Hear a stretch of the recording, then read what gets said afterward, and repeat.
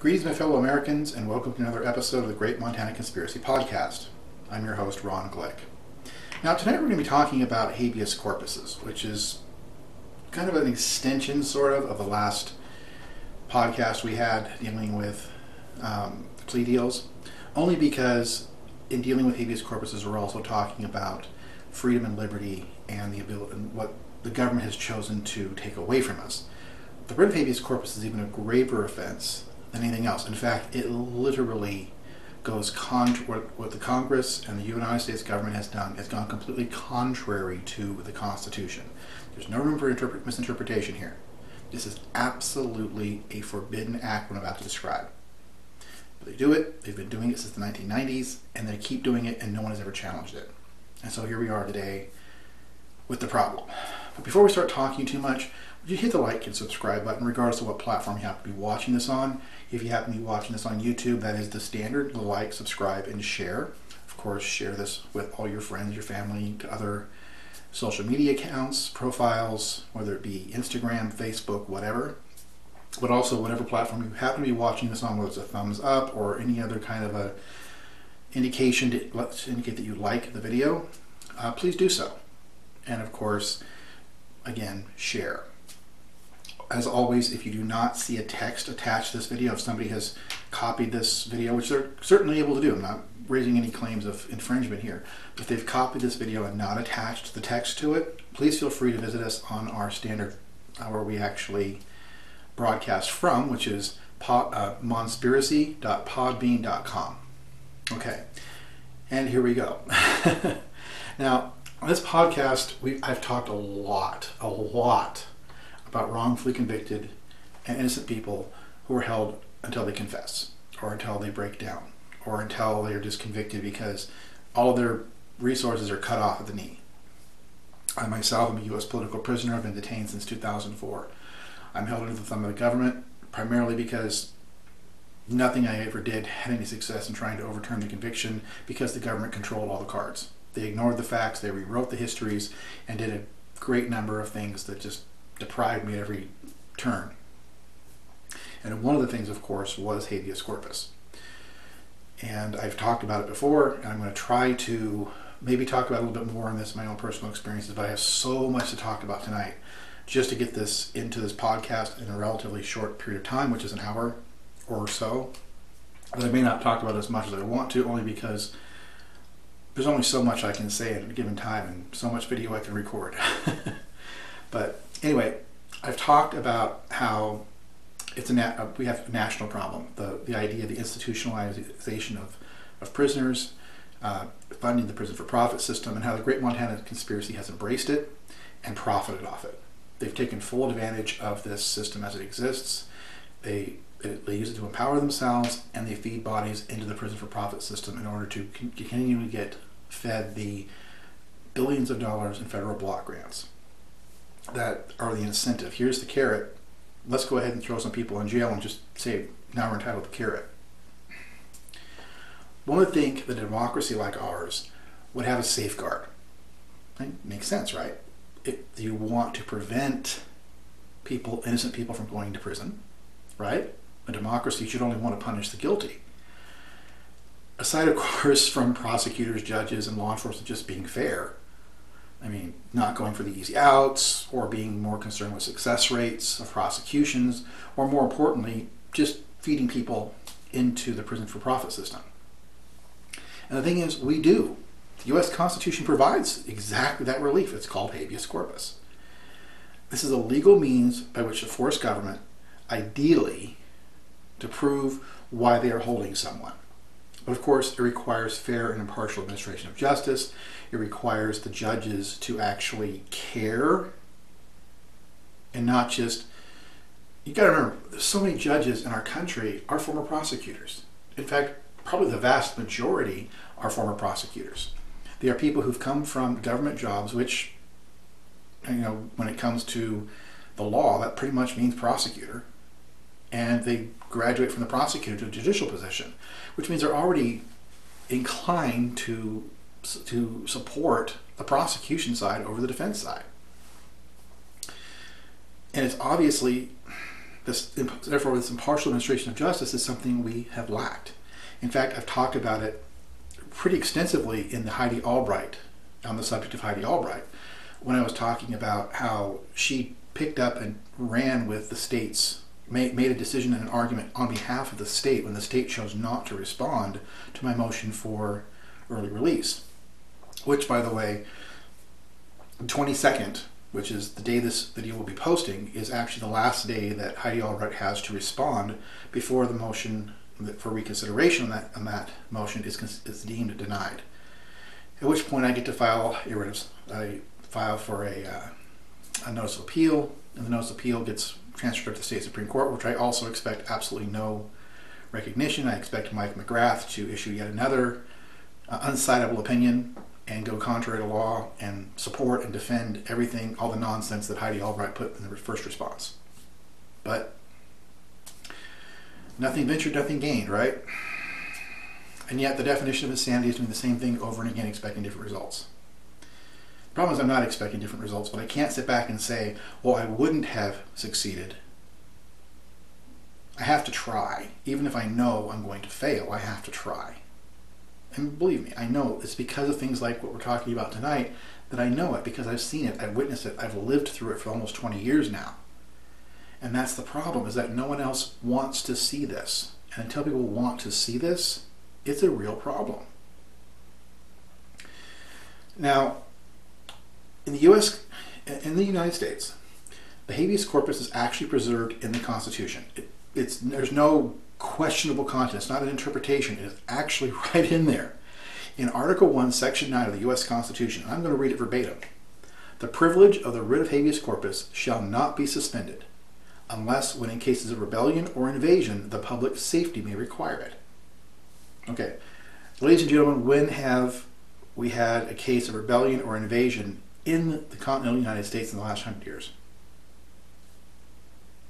We haven't. We had a small little rebellion on January 6th this last year. One place, Washington, D.C. It was quelled in a day. And then it was over. It didn't risk public safety. There was never an issue where we're going to be invaded. Obviously, not a concern. Some might argue that the attacks of 9/11, September 11th, 2001, would have warranted and justified this, but to my knowledge, the writ of habeas corpus was never suspended because of those issues. Again, although that was an invasion upon our territory, it was a suicide bombs, it wasn't armed combat, it wasn't military possession or taking territory like they're doing over the Ukraine right now. So at no point does the second part of this clause at all apply. So the primary part, the part we're talking about tonight, is the first part, which says the privilege of the writ of habeas corpus shall not be suspended. Now, what is really critically important here, this is not actually an individual civil liberty. It's not like the Bill of Rights, the freedom of speech, the freedom to bear arms, the freedom against unreasonable search and seizure. None of that. This is a specific prohibition on Congress. Article 1 of the Constitution is specifically set up to establish Congress, its powers, and its limitations. So when the Constitution says the writ cannot be suspended, they are forbidding Congress specifically from doing anything to the writ of habeas corpus. They shall not suspend it. That's what the language says. Congress shall not suspend the writ of habeas corpus. And that is precisely what they have done. Remember, the word shall is mandatory language. It's not optional. This is not a discretionary choice. It is a command. In other words, it must be done this way. This is not a unless circumstance. Remember, I talked about that in the last episode a lot when I was saying that the right to a jury is a shall language. It is not a questionable unless the person waives the right, or unless the only unless circumstance provided for in the Constitution was if we're invaded or we have rebellion. And then only if those two criteria make the public safety an issue. Since those factors are not irrelevant in the majority of the time over the last several decades, Clearly, it's not an applicable exception. That's the only exception provided for in this Constitution. No other exception. Otherwise, Congress is forbidden. They cannot, shall not, suspend the writ of habeas corpus. This is not an optional consideration. And I can't emphasize this enough. This can only be changed by amendment to the United States Constitution legally. If there's never been an amendment that's ever changed this, ever, there has been a law. Now, I'm sure you've likely heard this term before. If you've watched any kind of crime drama on television or movies or whatever, most people think that habeas corpus is the best way to get innocent people out of jail. And it might have been at one time. It certainly was when the framers wrote the Constitution, as they interpreted it from English law. But trust me, habeas corpus is largely a fictional construct today. The U.S. Constitution, it may prohibit denial, but Congress has not been listening. The U.S. Constitution, once again, it may prohibit it. The Constitution actually does prohibit it. But Congress doesn't care. Congress did it anyway. In fact, the framework as written of the U.S. Constitution would free tons of people every year. Held under excessive bail, held under excessive sentences, held under wrong or charges that should not be charges. And most importantly, freeing innocent people. But in spite of the Constitution's protections against it, Congress and courts have chipped away at these privileges, at this base, core, essential element of English law that the founders felt so important to write into the language of our Constitution. And you must remember, a civil liberty or any right or prohibition or anything in the Constitution, it's more than words. You can't just say, I have a right to do this, or I have a right to habeas corpus, I have a right to speak freely, I have a right to do anything else. And once again, harm principle applies. Probably need to do an entire podcast on that. But regardless, for now, remember, it's not just something you're born with. And the world revolves around you and pushes it away if it violates this. This is something you have to fight for. This is something you have to demand if someone does not give it to you voluntarily. And you don't get a right or a freedom or a privilege in any country, the United States or otherwise, unless the government lets you have it. I'm living proof of that. I'm living proof of it. My civil rights, my due process, my speedy trial rights, you name it, across the board were violated. Everyone ignored it. Everyone disregarded it. Nobody cared. And no one spoke up for me outside the legal system. My own public defender worked for the prosecution, even defended the prosecution at my trial. No. I was deprived of constitutional liberties across the board because they just didn't want to give them to me. And there was nobody forcing them to. In fact, the framers didn't create a mechanism for that. They didn't create a mechanism to independently enforce rights. There must be some vehicle to compel it. If it doesn't have one, the government's basically left, do we want to give it to them or not? I mean, let's be honest. What is there forcing the government to do anything? People sit in jail in pretrial detention for a year, 2 years sometimes, under excessively high bails. In many places, the right of grand jury, like in Montana, is suspended. It doesn't exist here. It exists on the books. It's never practiced. They're subjected to threats and intimidations to make them take plea bargains. They risk losing their homes, their families, etc. And where are the protests? Where are the rising ups? Where is the revolutionaries? And let me be clear, let me be absolutely crystal clear here. I am not calling for uprisings. I am not calling for revolutions. I'm not calling for people to rise up and overthrow the government. I am not saying any of that. I am pointing out this is what our forefathers did when faced with these exact same challenges. Less than the impact of the modern afflictions are so much greater than what our founders dealt with. They rose up against government. They overthrew the English rule. They overthrew and created their own country. I'm not saying that's what we should do. I'm not calling for that. So please don't take my words when I talk about what the founders did, the founders of our country did. I'm not endorsing it today. I'm not saying, rise up, citizens, rise up. That's not what I'm saying at all. So please do not try to misread, misinterpret in any capacity as I talk about historical examples and historical paradigms that I'm in any manner, shape, or form calling for a revolution, because I'm not. But let's be Christian. I mean, modern Americans are just rolling over. They're rolling over and playing dead. Our forefathers, blood and tears and sweat and terror and everything else to get these freedoms for us. And we roll over, we play dead, we don't do anything. Should there be a revolution? Maybe. But I'm not calling for it, and I'm not the one who's going to sit here and try to justify it. What I am calling for, though, is for people to open their eyes and see what our government has become and what it is doing. Call for change. Organize against officials who deprive us of our rights. Speak out about your experiences rather than hide.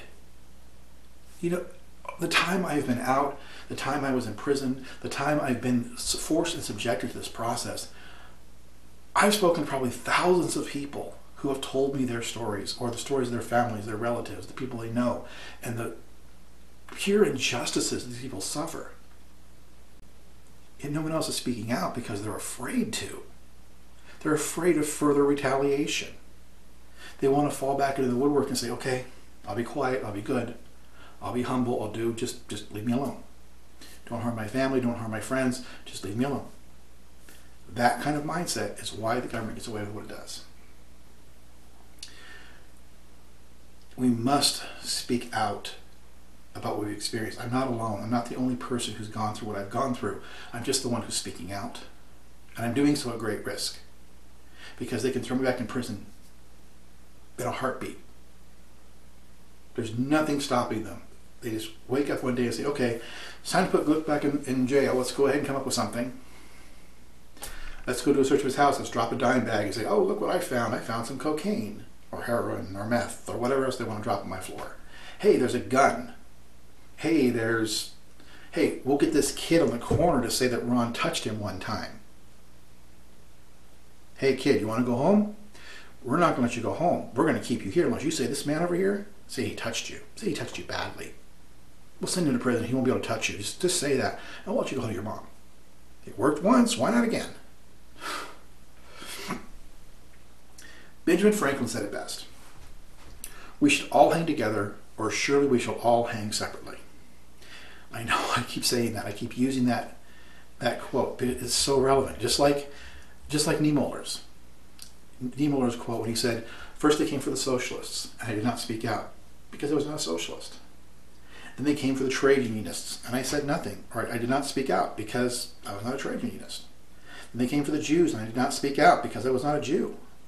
Then they came for me, and there was no one left to speak for me. 1,000 quotes can be found about defending liberty. These are just the ones I've memorized. And our need to stand up for those rights and defend our rights. It's like Edmund Burke said, the only thing necessary for the triumph of evil is for good men to do nothing. Hello? Where's the good men, women, aliens from outer space if necessary? Where are the good people? Evil is happening around us constantly. Where are the good people? Why are good people not rising up? Because the good people are afraid. The good people don't break laws. The good people don't resort to violence. They don't resort to threats. They don't resort to extortions and fear and terror. That's what bad people do. Good people become victims, but only if you let them. Because together we're stronger than all of them. But we have to stand up together. We have to. This means that it means nothing if no one is listening, and if no one is taking these words to heart. There have been so many heroes through history who've spoken up and challenged corrupt power. Let our generation do the same. Now, what I'm going to tell you, it should shake you to your core. because I am going to show you where our government, the United States government, the supposed grand champion of the world of civil liberties and rights and justice and fairness and everything else across the world, we police the world with our ethics and morals. I'm going to show you where our government has flagrantly broken the law. Not just a little, a lot. It has justified keeping people incarcerated and imprisoned, oftentimes for decades. Not because they deserve to be imprisoned, but because the government has cut off the ability to fight back against habeas corpus and other methods as well. But habeas corpus is a critical one, because if you applied habeas corpus properly and judiciously, you wouldn't have the mass incarceration we have, because the methods by which these people have been imprisoned are unconstitutional. I've challenged, I've raised up against this for how long? How many episodes have I put out now? My message has not changed, and yet I still have more and more to talk about. Every time I come to this podcast, I think, what am I going to do this next time? I'm running out of material to talk about. And I always find something more to talk about, because there's so much wrong. Eventually I'm going to run out. Eventually I'm going to run out of things to talk about. Not today. Not today. And the problem is, this has been maintained for decades, since 1996. And no one has done anything about it. Not the people, not the president, not Congress has gone back and revisited its mistakes. The U.S. Supreme Court has disregarded it and ignored it. In fact, the U.S. Supreme Court has basically gone along with it. And they said they're bound by the federal laws as they're written, instead of challenging the constitutionality of them. Just to be clear, and I'm going to say this again, because I just got through saying, but I'm going to say it again, because it's really important. You only have a right or liberty, any right or liberty, if the government chooses to give it to you. Or to be more precise, if the people working for the government do. So any freedom you think you have is not yours by birthright. Not really. It's the liberty the government has to let you have. Because if my case is any kind of proof, they can deprive you of it as soon as granted. And at the end of the day, who makes them? Who makes them comply? The founders never really set an outside authority for it. They thought that they relied on co-equality of the branches, the equal yet separate branches of government. 3 branches all coexisting, all having checks and balances against each other. And they counted upon accountability, because those were the things that they relied upon to secure our great nation's foundation. But they never really foresaw the rise of political parties, who organized beyond their offices. The Congress, the congressional Republicans, the congressional Democrats, they're the same people who are in their office as the president, and they're the same people, even though the judges are not supposed to be partisan, they are partisan. They're put in positions by the partisan people because they reflect the partisan values and the partisan ideals. So you don't have the Congress doing one thing, the president doing something else, and the Supreme Court or any of the courts doing something else entirely.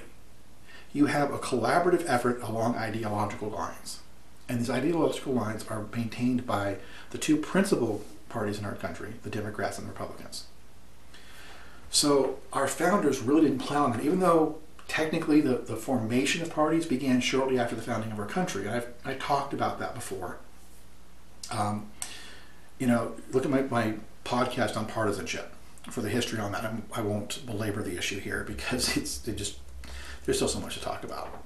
But ideally, as the founders saw it, as our forefathers saw it, if there was an issue, if the government didn't do right, we'd rise up. That's what our Declaration of Independence was all about. That's what the preamble of the Constitution is all about. After all, that's what they did.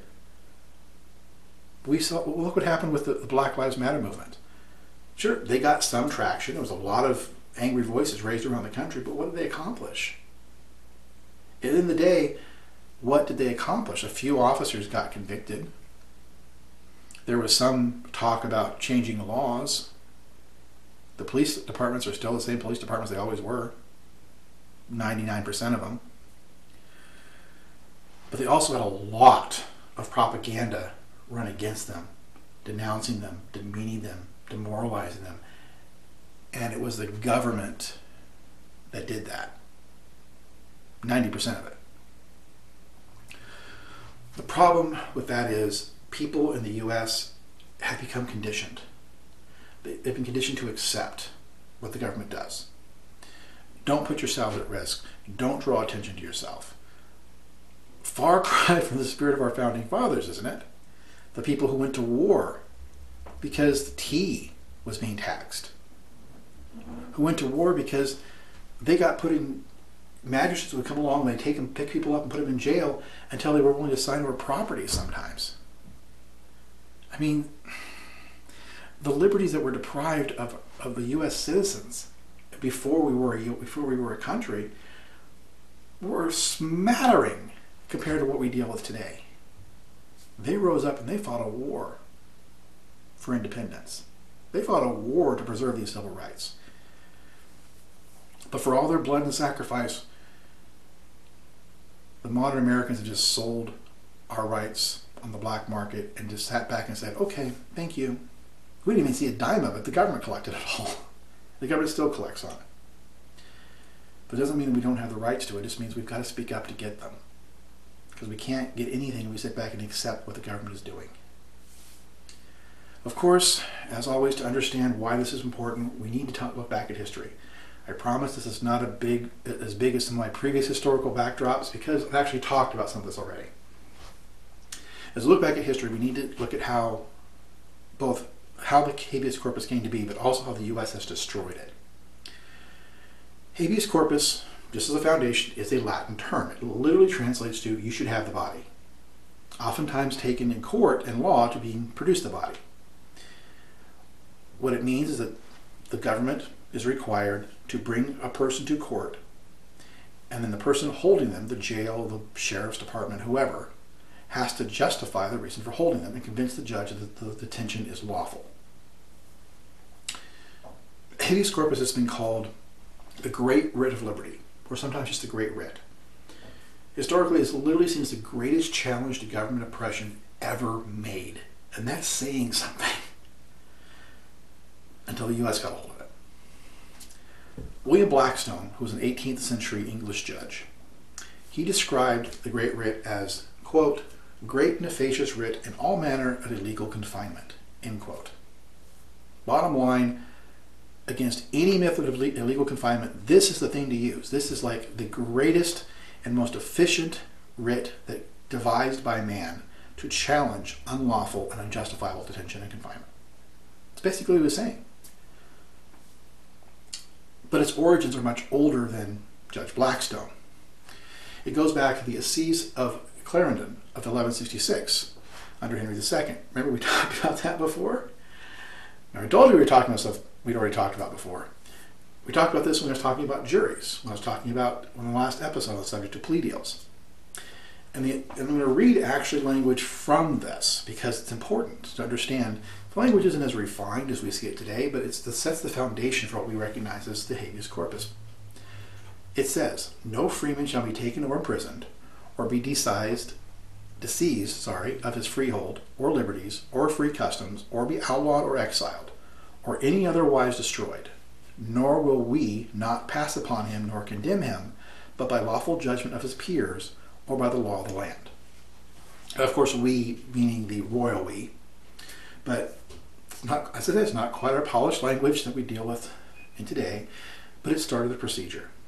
Basically, what this language provided for, that no person could be charged without sufficient evidence. Nobody could be detained without evidence first having been collected against them. It basically required that in order to arrest the person, there had to be evidence. You could not jail someone and then coerce them later or find reason to prosecute him later. Previously, detention was often seen as the primary form of investigation. You arrested someone first, you put him through the rack, you put him through torture, you put him through whatever until he confessed. Remember I talked about the Crucible and the Salem witch trials and everything else? This is what I'm talking about. This meant you could literally be held for years while evidence was found. Blackstone cited the first use of the term habeas corpus in 1305, but the process predated that. It just didn't have the name. It went all the way back to 1166 and the initial element saying that you could not hold a freeman without evidence. Then if they were, they could be challenged in court. And that process could be brought up, and eventually it came to be known as habeas corpus. It was not codified into law, though, until 1679 in England under the Habeas Corpus Act. Before then, it was a procedure, it was a recognized way to challenge whether somebody was actually held illegally or unlawfully or without evidence. But it was not a law. Of course, the irony is the Parliament that actually passed this law was concerned about retaliation from the king, and so they passed this law to protect themselves so they would have the habeas corpus in law. And then the king just dissolved the Parliament shortly after to make sure they didn't do anything else to bar his power. Problems arose, of course, when the English government would suspend or restrict the writ. They would take it away, they would limit it, they would reprise it, which was a pressing concern to our founders. It was a pressing concern to the people who wrote the Constitution, to Thomas Jefferson and all the rest who contributed. It was so important, it was so much of a concern, that they deliberately forbid the Congress from doing exactly that. They forbid the Congress from suspending the writ of habeas corpus. It's in the Constitution. I read it to you. And yet that's precisely what they did. And they did it through a law called the Antiterrorist and Effective Death Penalty Act of 1996. Now, it doesn't sound like this has anything to do with habeas corpus. Anti-terrorist, that's a good thing. Effective death penalty, good thing, more or less, if you believe in the death penalty. It had a great banner. What politician wouldn't want to be seen, would want to be seen opposing this? I mean, this is dealing with an anti-terrorist act. Yeah, let's defend America against terrorism. An effective death penalty. So not only death penalty, but effective. Make sure we're not torturing people in doing so. I mean, the title seems to speak for itself. It's a wonderful thing, right? Wrong, because the one thing this law actually did, the biggest thing this law actually did, was change and rewrite the concept of habeas corpus. They buried it in the law. They didn't put it in the title. They didn't encapsulate it into the title because they didn't want recognition of what they were doing. But they did it, and they hid it, and they passed it, and it was signed into law. At the height of the rise in prison for profit, by the beginning of the prison for profit system, 1996. Remember, this started in the 80s, early 90s was when you first started seeing the private prisons start to take over. 96 came along. With the increased plea deals, with the increased prison population, surprise, surprise, there was correspondingly a rise in habeas corpuses and habeas claims. And to be honest, with the shortcuts in prosecution, the increased plea deals, the coercive tactics, the long pretrial detentions, etc., probably a good deal of them were valid. I mean, you don't suddenly increase the prison population by 100-fold without having quite a few people wrapped up in it that don't belong in it. But remember how I said last time, the one group of people who did not get any kickbacks from these federal grants were the courts. The courts still had the same number of seats, the same number of people that worked, the same budget, and yet they were expected to handle all these massive influx of new claims, new prosecutions, new habeas corpus challenges, etc. As a consequence, the courts didn't want to deal with it.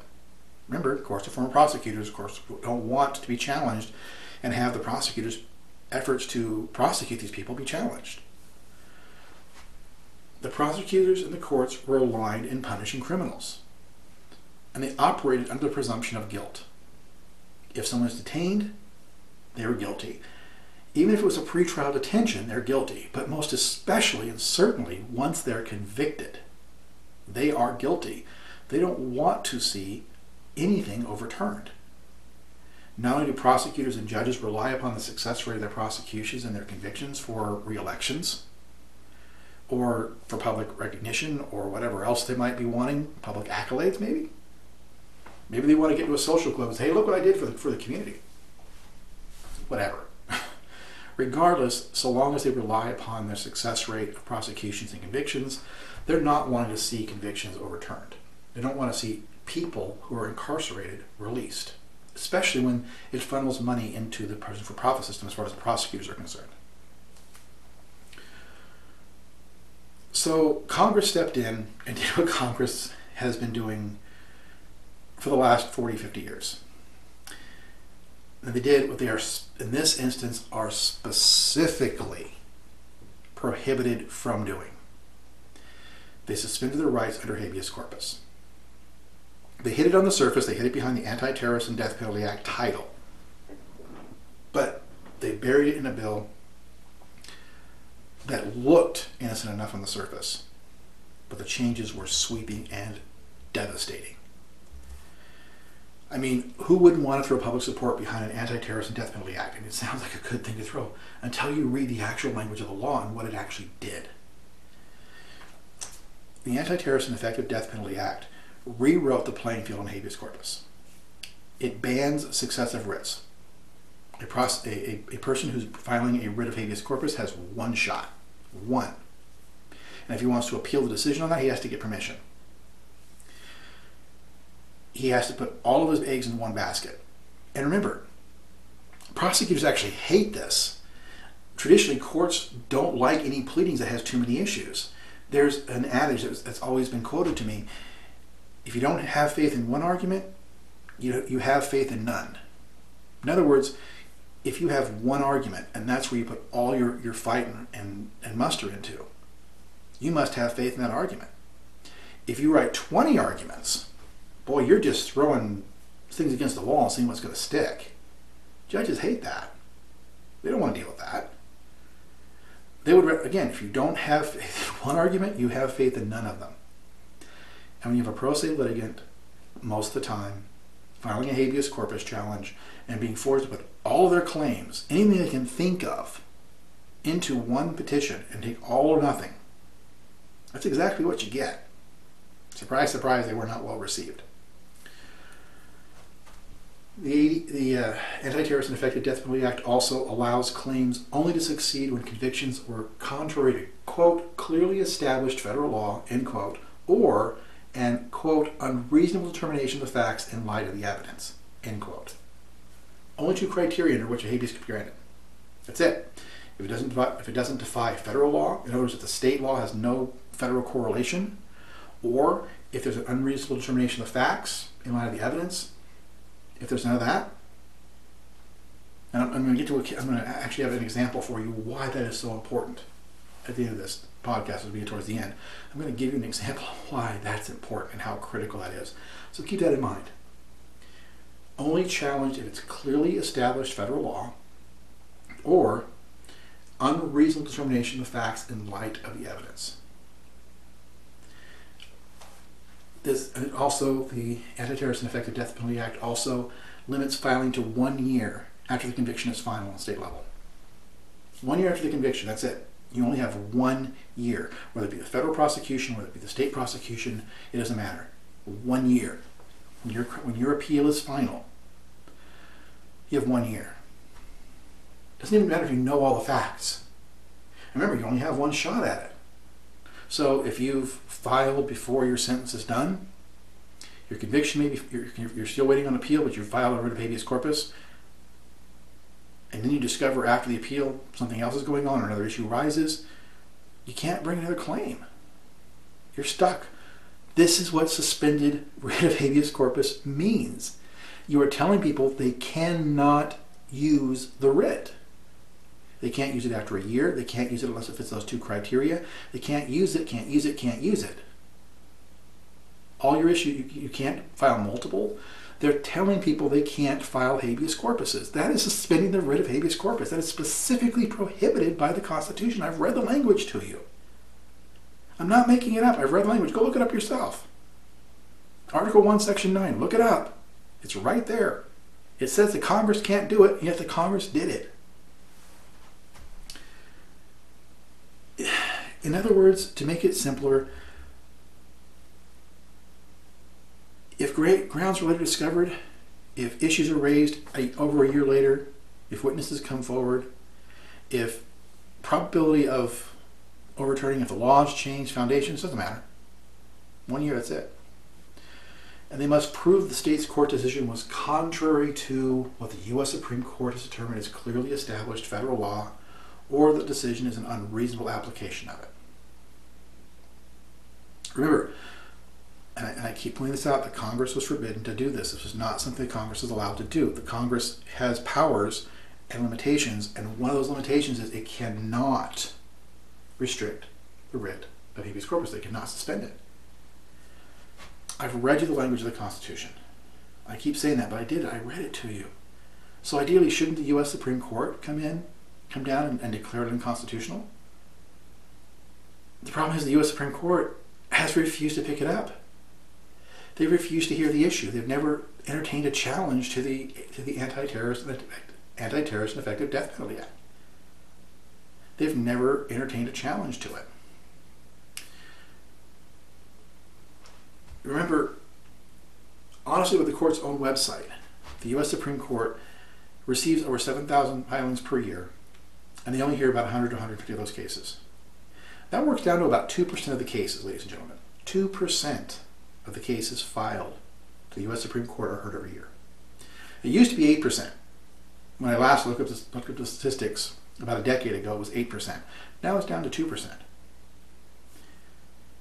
But I looked at it before this podcast to make sure I had the information right. So this is current. This is directly from the United States Supreme Court's own website. The United States Supreme Court gets to pick and choose what cases they hear. And they have clearly decided not to hear challenges to the constitutionality of the Antiterrorist and Effective Death Penalty Act. I can't believe that nobody has ever challenged this, that nobody's tried. But 98% of the cases filed at the U.S. Supreme Court are simply not picked up and looked at. They don't want to. They don't want to look at it. And when they don't want to look at it, they don't. They don't have to. There's nothing that compels them to. The highest court in the land, the final word, the final chance for justice in the United States, 98% of the time, you're not going to be heard. Why do you think my Supreme Court cases never get heard? I fall into the 98th percentile. The vast majority of cases that get filed before the United States Supreme Court never get heard. And it's not a ruling on the merits. In fact, they'll send you a nice little letter that says, we're denying, this denial is not a ruling upon the merits of your claim. They'll send this nice little letter, explain that to you. So they're not ruling against you. They're just not going to hear your case. That's why it was so important when I was talking about Angela Townsend, about how she says she made this big story about how here's a decision where the United States Supreme Court decided against him. No, the United States Supreme Court didn't pick up the case. They've never picked up one of my cases. They dismiss them, and they've had one that's gotten put on the docket at least. But it was dismissed before it ever got a chance to actually be heard before the court. So I've never had a case that's actually been gotten to the Supreme Court, gotten before the judges, and been judged on and ruled on. Never. And I filed like 6 of them. Not one of my Supreme Court cases has ever been heard. And it's not to say it's a ruling on the merits. It's saying the Supreme Court didn't want to hear it. They only listen to 100 to 150 cases a year, and mine was not it. None of mine have been. And that's just an example. And unfortunately, when you're dealing with 100 to 150 cases, they don't want pro se litigants. They don't want people who are not represented by counsel. They don't want people who are laymen of the law. They want to, again, they're divided along ideological grounds. So they want to pursue cases that advance their ideologies, the majority of the court. So if there's a political prisoner who's crying about being a political prisoner, who's trying to get justice, who's trying to get fair and equality, they don't care about that. Why would they want to acknowledge an existence of a U.S. political prisoner?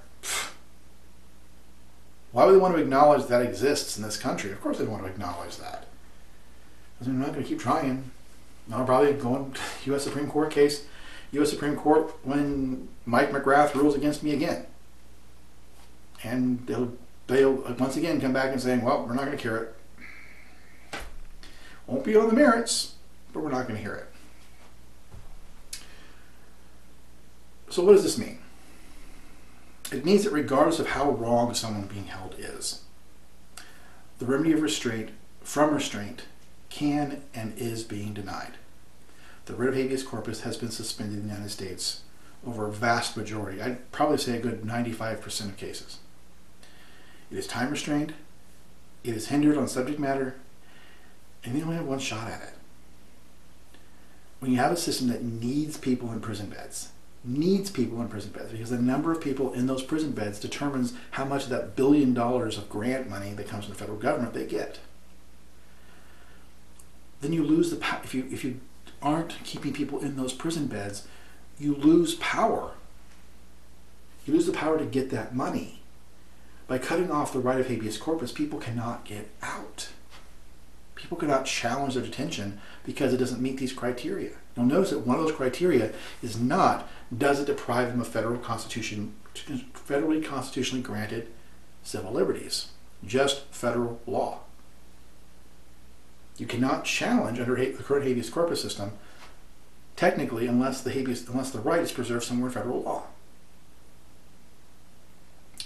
This is precisely what the founders were afraid of. When you have a system that needs people in prison beds, they never saw that. They never foresaw profiting off of prisons. Who would have thunk it that the federal government would be so spend-worthy, they're passing money out left and right, that they're going to spend billions of dollars to keep people in prison? The founders never thought about that. The founders had lived through a tyrannical suspension of the Great Writ under the English laws, under the English king. They'd seen it happen. They'd lived through it. They'd been in their lifetime. They wanted to make sure the United States, that couldn't happen here. They wrote a provision in the Constitution to prevent that from happening here. And yet, not only has Congress done that, done what they were forbidden to do, what they have no power to do, is never been allowed to be challenged. In our system, the legislature makes the laws, the president signs them, and the courts interpret them.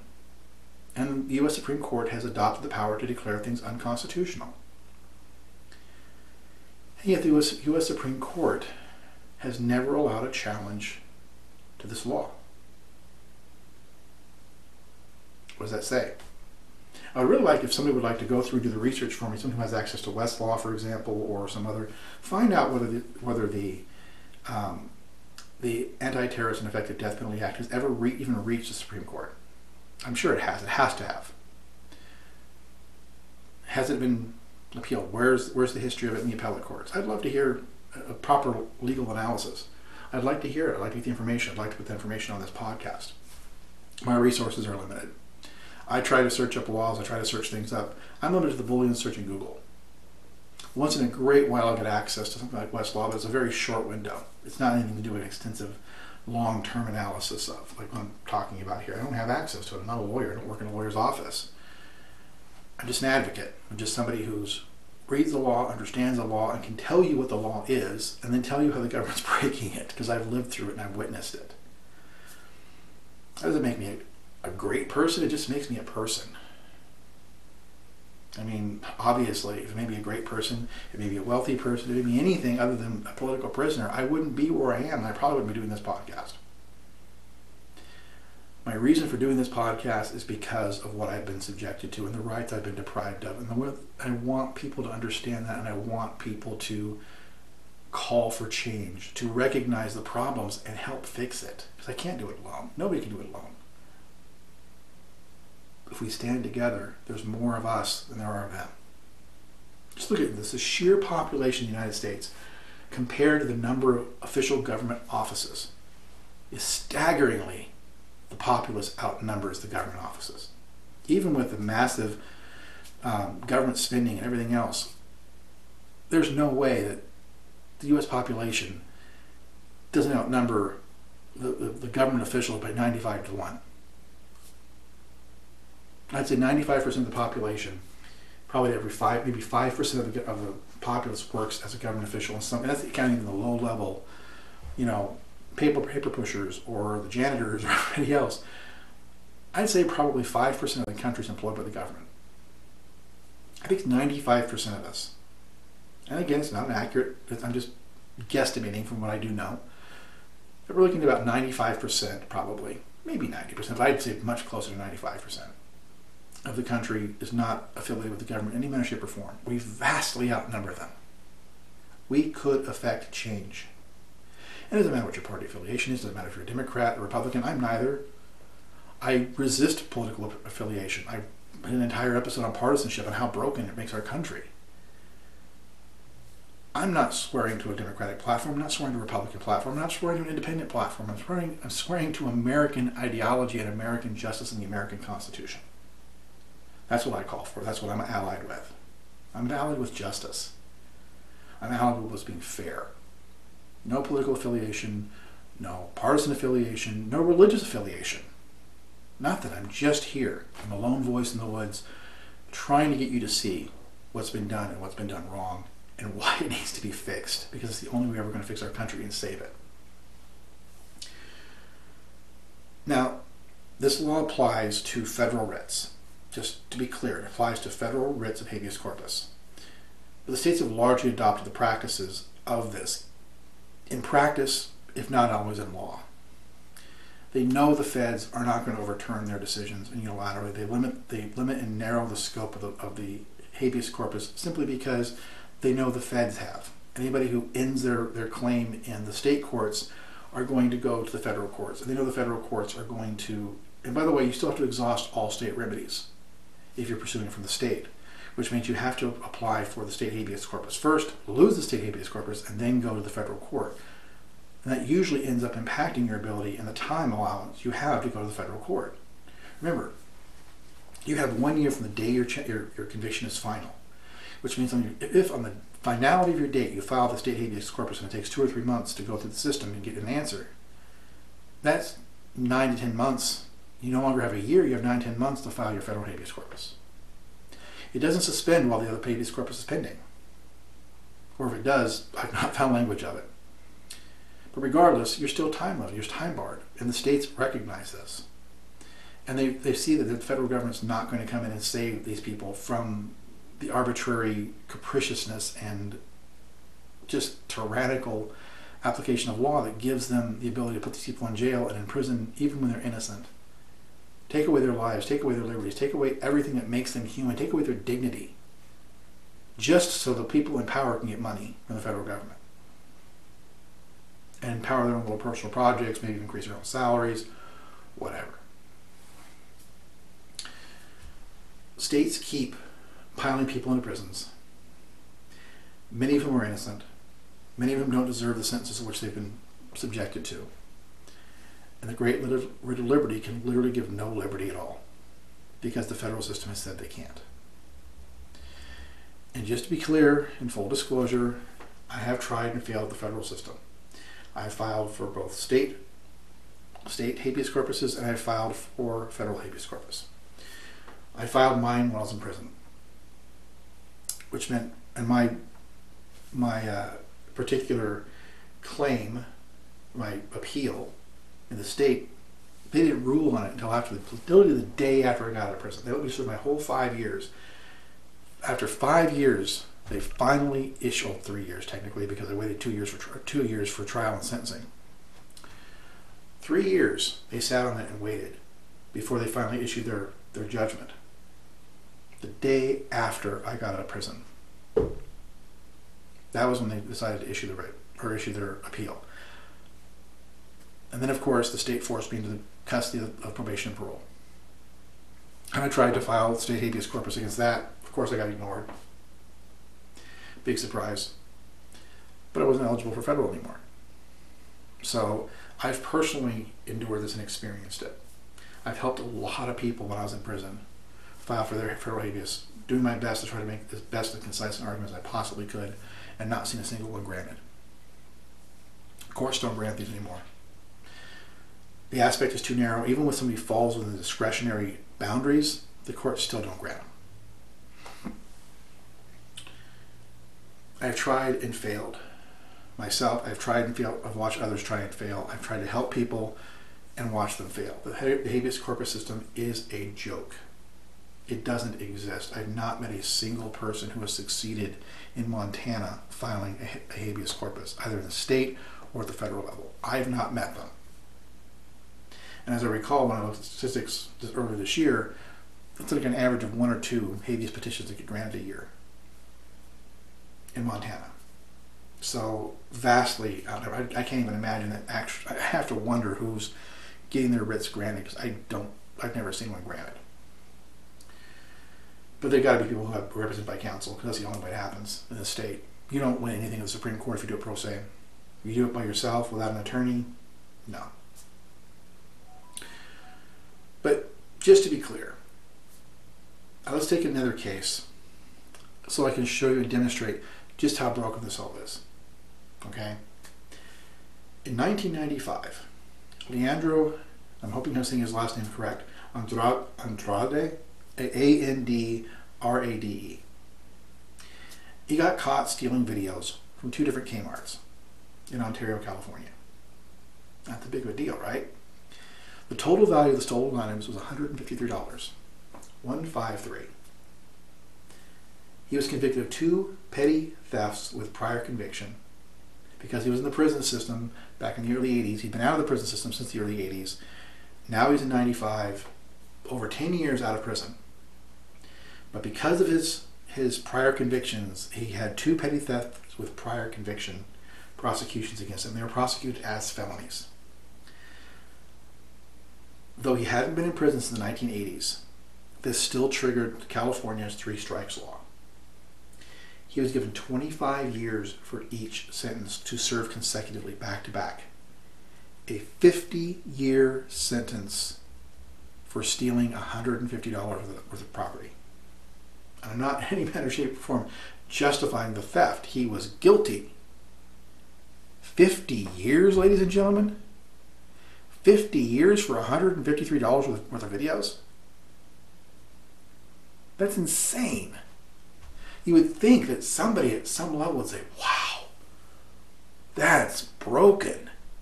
Let's fix this. He filed his appeals, so he filed habeas. Filed the habeas to the federal system, filed it all the way up to the U.S. Supreme Court. And the U.S. Supreme Court heard and ruled on his case and determined he don't get out. That's right. They found that review of the state's laws and the application of them was not unreasonable. It was not unreasonable as applied to federal standards. Remember, federal standards didn't have, I'm not sure if they still do, have a 3 strikes rule. The 3 strikes rule, at that time, was in California. At the time, it was not eligible in the state federal system. I'm not even sure if there is a 3 strikes rule in the federal system. Many of the states have adopted it. California certainly did.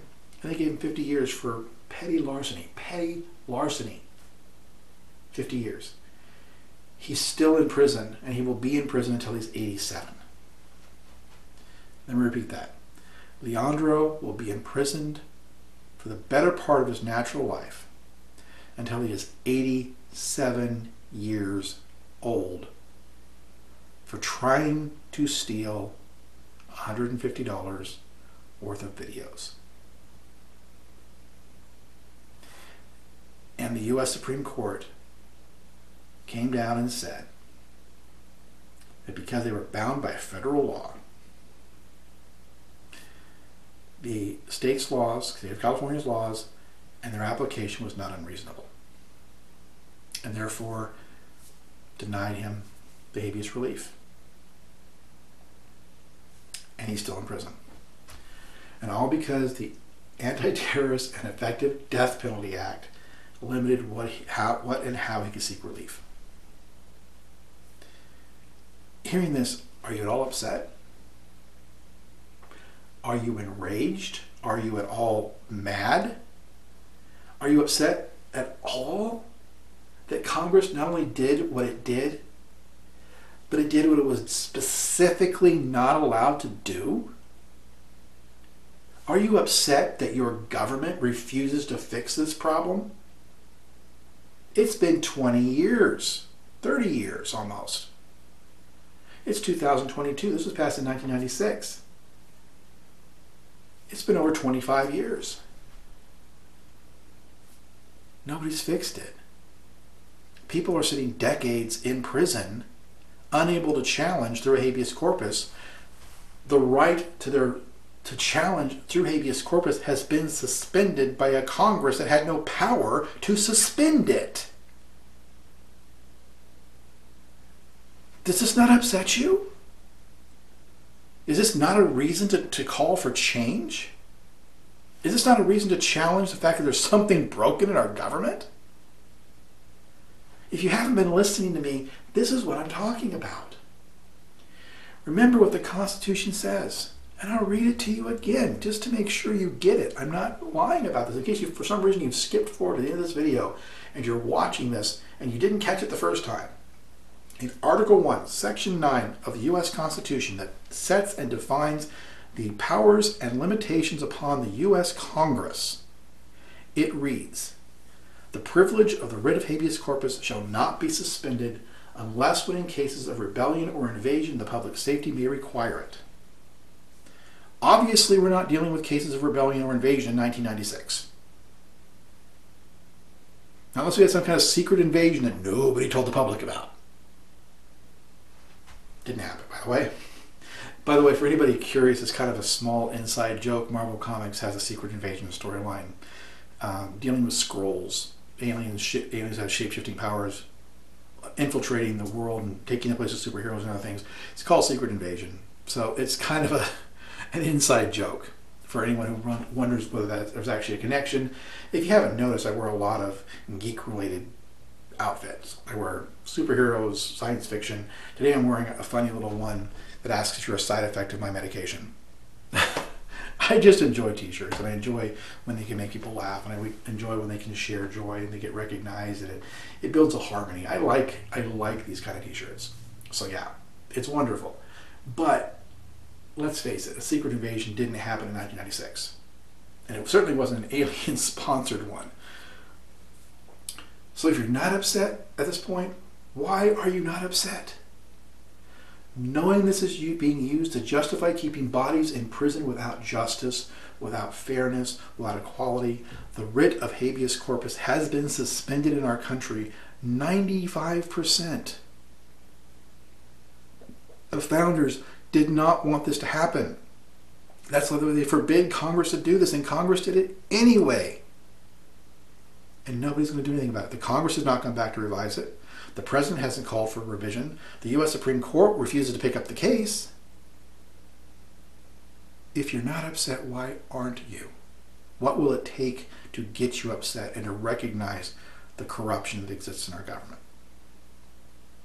And yeah, it filters all the way down to the Great Montana Conspiracy. Ladies and gentlemen, thank you for listening to me tonight. As always, please take the time to like, share, subscribe to the YouTube channel, share it out in social media, watch more of my episodes, spend some time watching the episodes, getting familiar with what I'm talking about, the issues that are important to everybody or should be important to everybody. Once again, this is not politically, religiously, in any manner, shape, or form affiliated with anyone or anything. I don't have some great political clout behind me. I don't have a big corporation behind me. I might someday be able to get sponsors for my video, which I've been approached by a few places, by the way, but nothing that I've actually successfully concluded deals with. I want to make sure that if I'm going to do something, I'm going to do it right. I'm a small one-man operation here. Okay, I'm just putting my word out there. I'm sharing what I know. I'm sharing the information you need to hear. And if you like my message, like, subscribe, and most importantly, share it. Because the more people that watch this, the better chance we have of affecting change.